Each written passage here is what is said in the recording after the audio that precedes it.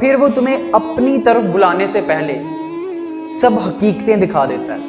सब पर्दे उठा देता है, सबका अंदर और बाहर खोल के तुम्हारे सामने रख देता है। फिर वो जितलाता है कि है कोई मुझसे ज्यादा मोहब्बत करने वाला, है कोई मुझसे ज्यादा प्यार करने वाला, है कोई जो तुम्हें गिरने से पहले थाम ले, है कोई जो बिन बताए सब कुछ समझ जाए, है कोई जो गुनाह के बाद भी नेमतें अता करे, है कोई जो तेरे गुनाहों पे पर्दा डाले, वो सब जितला देता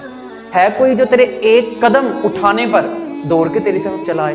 वो सब जितला देता है, वो सब बता देता है, सारी हकीकतों से पर्दे उठा देता है उस रब ने जब तुम्हें अपनी तरफ बुलाना होता है, क्योंकि लौट के उसकी तरफ ही जाना।